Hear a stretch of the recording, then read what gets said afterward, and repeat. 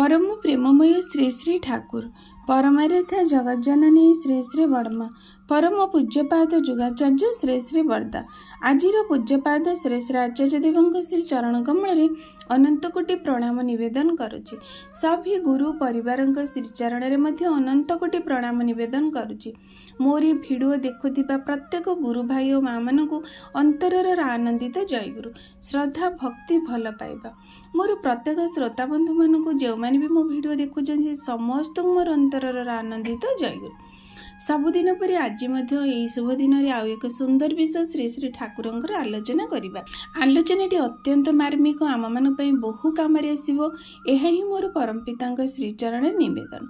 प्रत्येक मनीष मान मध्य गोटे मनरे प्रश्न थाए आमे मैंने समस्ते तो ठाकुर को जीवन में किए ग्रहण करुचे किए कौन देवादेवी को जीवन में आदर्श इष्ट करी जीवन चलुं किए विभिन्न उत्साह बार व्रत विभिन्न साधना दे जीवन को अतिबाहित करुँच से सबू मूल ही रही सुख शांति आनंद।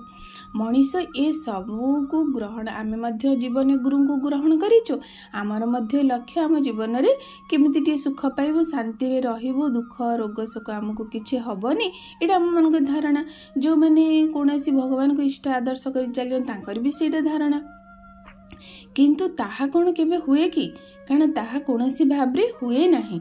मनीष जीवन रे जीवन अच्छी माने जंत्रणा अच्छी मनीषर शरीर अच्छी माने रोग अच्छी मन अच्छी माने अशांति अच्छी। एटा हैला चिराचरित पर्याय कारण मनीष जीवन रे आमे गोटे जन्म नहीं जन्म नहीं अनंत कोटि जन्मर कर्मर फल को आमको भोग करने को पड़े। यहाँ है मनीष जीवन प्रक्रिया। से मुनि ऋषि मैंने दीर्घ दिन जन्म जन्म साधना करती केवल मनीष को आउ माने शरीर नहीं जन्म हेबेनी कहीं माने मनीष शरीर ये जो पंच मन 25 प्रकृति नहीं से तो मनीष जन्म नहीं से जनातरे हो अजाणतरे हो केते पुण्य कर्म कर दिए केते पाप कर्म कर दिए आउ तार फल भोग करने को पड़े से जनातरे हो अजाणतरे हो। तेणु ताको पुणी से जदि बाई चान्स किसी गोटे भूल काम करदेला तार फल ही ताको भोग करने पड़ो पुण्य करदेले ता फल भोग करने पड़ो यही ताको संसार रे ता जीवन को अतिबाहित करने को पड़े। से अनेक मुनि ऋषि मैंने था जो मैंने कि कहती प्रभु आमको संसार जंजाल आउ न पकाओ आमको तुम श्रीचरण स्थान दियो आमे तुम पाखे सर्वमुख्य हो आउ जन्म नेबू नहीं। अनेकंकर एटा ही इच्छा से मैंने से भाव रे ठाकुर को डाकती बा ध्यान करती बा तपस्या करती किंतु प्रकृति आउ अनेक भक्त अछंती से मैंने कहती प्रभु जेते दुख दियो जेते सुख दियो जहाँ भी दियो किंतु तुमर प्रत्येक लीला संगरे तुमर प्रत्येक अवतार संगरे आमको माने तुम साथी नहीं कि आस कारण से दुख रोग जरा जंत्रणा सब आमे भी भोग करूँ आमे सबु किछि अतिक्रम करी तुमर सेवा करिवु तुमर कर्म करिवु सी गोटे प्रकार भक्त।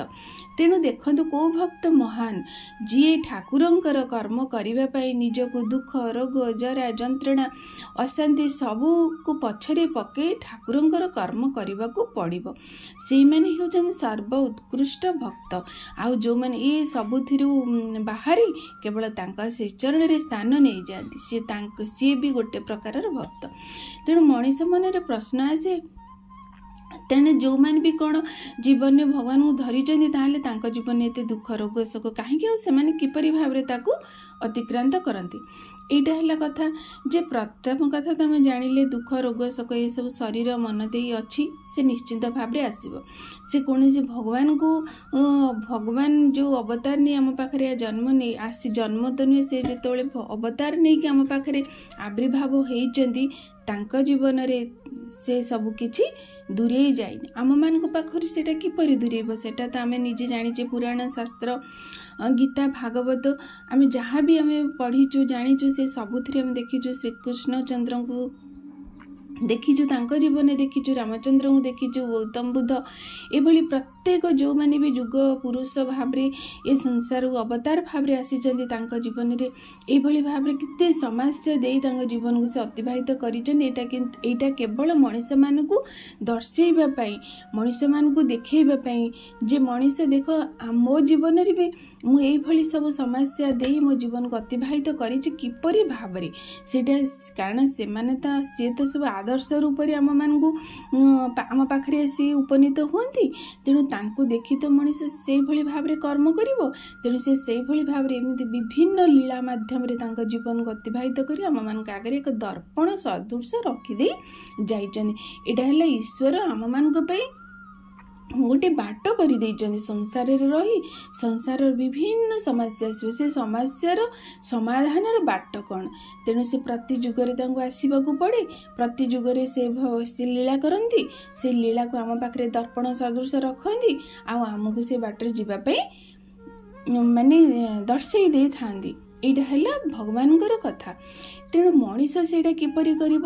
ତେଣୁ ବର୍ତ୍ତମାନ ସମୟରେ ଶ୍ରୀ ଶ୍ରୀ ଠାକୁର ଅନୁକୂଳ ଚନ୍ଦ୍ର ଯୁଗ ପୁରୁଷୋତ୍ତମ ଭାବରେ ଯେତେବେଳେ ଆବିର୍ଭାବ ହୋଇଛନ୍ତି ସିଏ ମଧ୍ୟ ଆମକୁ ସେଇଭଳି ଭାବରେ ଏକ ସୁନ୍ଦର କଥା କହିଛନ୍ତି ସତ୍ୟାନ୍ୱେଷଣ ମାଧ୍ୟମରେ ଯେ ତୁମେ ରେ ମଣିଷ ତୁମେ ଏଇ ଯେଉଁ ଦୁଃଖ ରୋଗ ଶୋକ ଜରା ଯନ୍ତ୍ରଣା ନେଇ ତୁମେ ଏତେ ଭୟଭୀତ ହୁଅ ନା।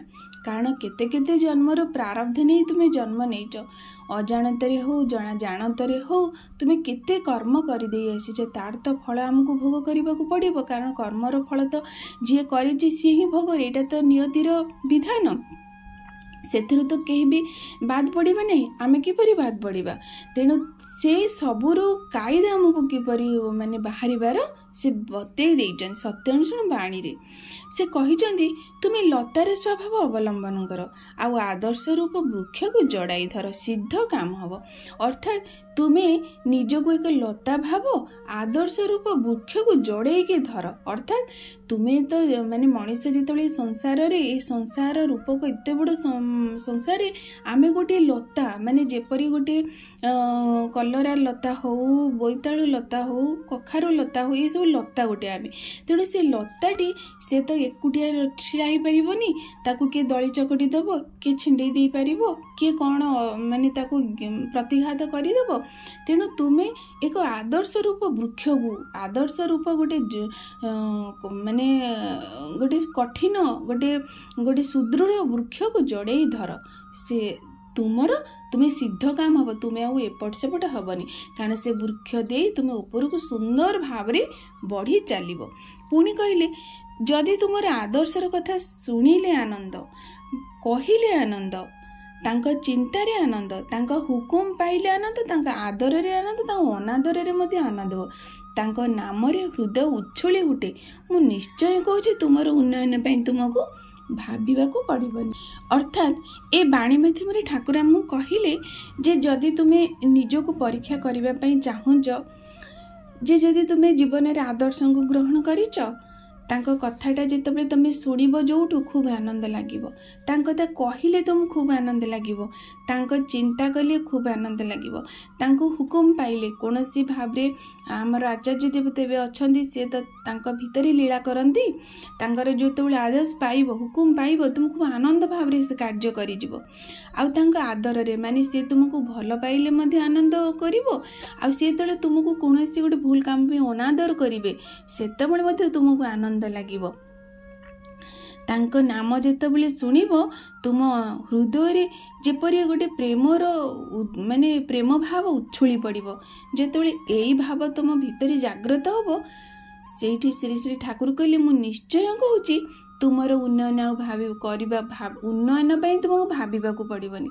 ସେତେବେଳେ ତୁମର ଉନ୍ନୟନ ମାନେ ଉନ୍ନତି ବୋଲି ଆର୍ଥିକ ଦୃଷ୍ଟିରେ ନୁହେଁ, ତୁମର ସର୍ବାଙ୍ଗୀନ ଉନ୍ନତି ପାଇଁ ଆଉ ତୁମକୁ ଭାବିବାକୁ ପଡ଼ିବ ନାହିଁ।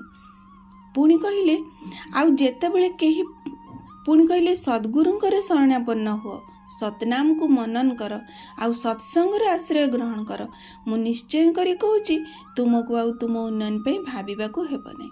ପୁଣି ଏକ ଆଉ ଆଶ୍ୱାସନା ବାଣୀ ଦେଲେ ଯେ ସଦ୍ଗୁରୁଙ୍କର ଯେଉଁ ଯୁଗରେ ଯିଏ ଗୁରୁ ଭାବରେ ସଦ୍ଗୁରୁ ଭାବରେ ଆସନ୍ତି ତୁମେ ତାଙ୍କର ଶରଣାପନ୍ନ ହୁଅ, तांकर नाम जो सत्नाम देइछन तांकर सतनाम को मनन कर आउ सत्संगर आश्रय कर सदा सर्वदा सत्र संग कर मु निश्चय करे कहूची तुम उन्नयन पे तुमको भाविबाकू पड़ो। एभली भावरे ए जो दुईटी बाणी माध्यम एक आश्वासन आम मान को से देई गले जे जीवन रे ए बाट दे तुमे जाओ ए बाट दे गले तुम पे तुमको भाविबाकू पड़िबनी कारण तुम बाट ही तुम जीवनर सकल सिद्धि की प्राप्त करदेव कारण एटा ही केवल मनीष जीवनर प्रकृत बाट।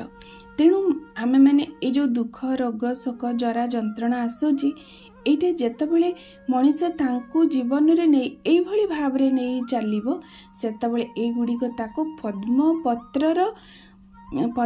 रे पड़िथिबा एक जल सदृश जहाँकि समस्ते देखिबे पद्मपत्र उपरे जल रही किंतु से जल पद्मपत्र को स्पर्श करि परिबो नाही। सेमती आमको दुख जंत्रणा ए सब प्रकार आम पाखरे थिबो किंतु आम माने हृदय रे आम अंतर रे ताहा व्यथा देव नाही। जेपरि कि गोटे बिलेईर कथा कहले आम जानि परिबा जेपरि गोटे बिलेई ता छोट कुनी छुआ को नै गोटे स्थान रु अन्य स्थान को जाउची आउ से बिलेई गोटे आहार बा ता मूसाटी को नहीं गोटे स्थान रु अन्य स्थान को जाउची कर्म दुईटी एका प्रकार होउची से गोटे स्थान रु दुईटी बिलेई अन्य स्थान को जाउचंती सेई पाटी बा दांत रे से गोटे बिलेई ता छुआ को धरिची सेई पाटी रे गोटे बिलेई तार आहार को धरिची किंतु कर्म दुईटी होउची किंतु अनुभव माने अलगा सेटा बहुत फरक किपरि भाव रे जेतेबेले बिलेई ता छुआ को नहीं जाउची सेतेबेले से अनुभव करूची बहु आनंद मो माँ मते माने नहीं जाउची किते आनंद तक सेटार अनुभव करूची जेतेबेले सेठी गोटे मूसा अनुभव करूची खूब जंत्रणा कारण से पार्टी रे बहु भाव शक्त भाव रे धरिची रक्ताक्त करी दउची। ठीक से ही परी संसार भितर जे गुरु बा आदर्श को धरी चली थिबो सेतबेले ताको एतले दुख रोग शोक आसीबो से बिलेई रे छुआ भली ताको लागिबो कारण से रोग तो थिबो से जरा थिबो से जंत्रणा थिबो किंतु ताको खूब आनंददायक लागुथिबो से समय बा से पीरियड टी ताको एते आघात दउ नथिबो आ जी आदर्श को धरी चल माने नथिबो से समय रे जदी ता जीवन रे दुख रोग शोक जरा जंत्रणा समय विभिन्न कर्म दे ताको फल भोग करने को पड़े सेतबेले ताको बहु जंत्रणा देव फरक किंतु समाज जानी पारिबनी फरक से जी अनुभवी सी ही अनुभव। तेणु अनेक लोकंकर ये प्रश्न थाए जे कौन ठाकुर को जी जीवन ग्रहण कर जीवन में ना कि दुख रोग जरा जंत्रणा समस्त जीवन में अच्छी ए जीवन ए शरीर अच्छी माने रोग अच्छी मन अच्छी माने अशांति शांति अच्छी तेणु ए सबकि आम मान पाखे अच्छी किंतु अनुभव करिवार फरकटा अलग। तेणु जीवन रे जदि आदर्श को जीवन में मनीष ग्रहण करिथाय आउ से तांको नै जीवन रे चालू थाए ताले से सब तो ताको अनुभव लागिबनी आउ निश्चित भाव रे से समय गुडी को ताको जोटा कि बहु भाव रे थिबो सेडा खूब कम रे आसे अल्प दिन भितर पुणी से सब किछि सजाड़ी हे जिवो एटा हला विश्वास भरोसा आश्वासन र कथा। तेणु जीवन रे तांको विश्वास करिबा तांको ग्रहण करिबा आउ जो मन भी तांको नै जीवन में चाली चंती से माने से सब अनुभव करूचंती प्रति मुहूर्त रे। तेणु आमे से विश्वास से भरोसा नहीं जीवन रे आदर्श को ग्रहण करी जीवन रे चालिले आम प्रकृत जीवन रे स्वाद को आमे अनुभव करि परिबा। आज पे आलोचना एठी रखुची आशा करी आपण मानक पे आलोचना अत्यंत प्रेरणादायी हो आपण मानक जीवन रे बहु काम रे आसु एहा ही मोर वीडियो करिवार सार्थकता रहुची। सबुदिन परी आपण मानक पई आउ एक सुंदर वीडियो ने आगामी